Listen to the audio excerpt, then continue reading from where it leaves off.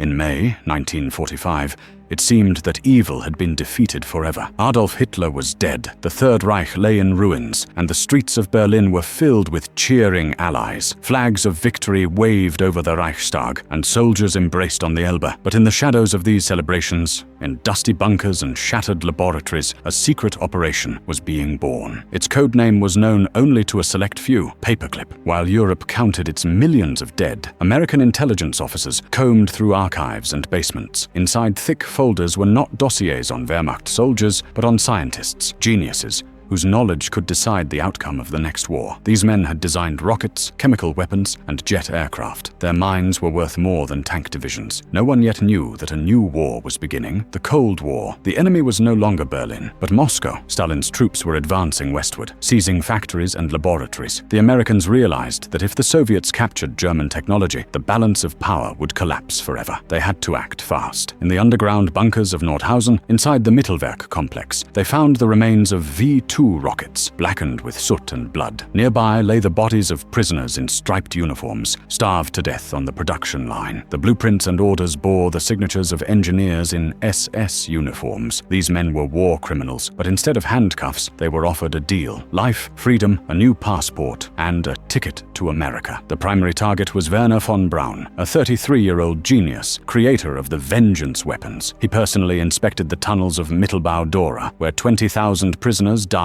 of starvation, beatings, and cave-ins. Von Braun selected the strongest for labor. Knowing the weak would die within weeks, his biography was rewritten. In CIA files, he became a talented engineer with no political affiliations. His SS and Nazi Party memberships were erased, like dust brushed off a drawing. Thousands of specialists received similar folders. Each held a simple paperclip, the symbol of the operation's name. It represented the act of attaching the past to the future without looking at the blood in between. Some American officers were outraged. One major wrote in his report, "We fought for 4 years to destroy this evil, and now we're paying it a salary and giving it homes in the suburbs." His protest vanished into a sea of classified documents marked "in the interest of national security."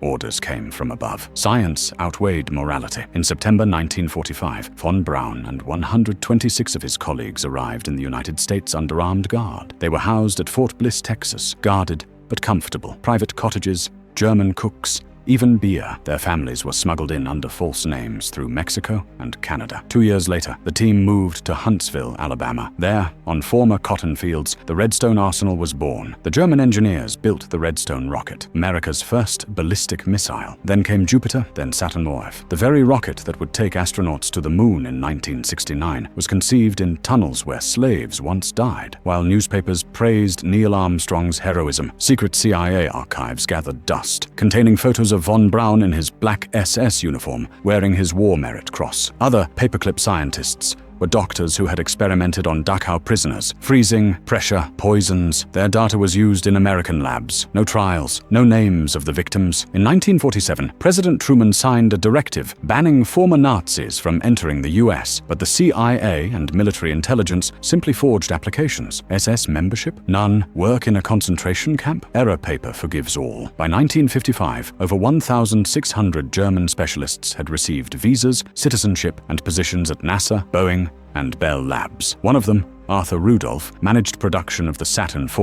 In 1944, he personally selected prisoners for execution over sabotage. In 1979, he received NASA's highest honor. Another, Kurt DeBoos, the first director of the Kennedy Space Center, once wrote in the 1930s, "Jews are a parasitic race." Today, his name adorns a building. Some could not live with it. Engineer Georg Ricke took his own life in 1952, leaving a note, "I built rockets for the devil. Now the devil has changed his flag, but my hands are still bloody." His case was closed. His family was told it was an accident. When journalists began investigating in the 1970s, the CIA denied everything. Archives were burned. Names erased. Paperclip disappeared from history for decades. Only in the 1980s, under the Freedom of Information Act, did the truth resurface. Among the heroes of American spaceflight were SS officers, among the honored concentration camp overseers. America was proud of the moon landing, but few wanted to remember that the path there began in the tunnels of Mittelbau-Dora,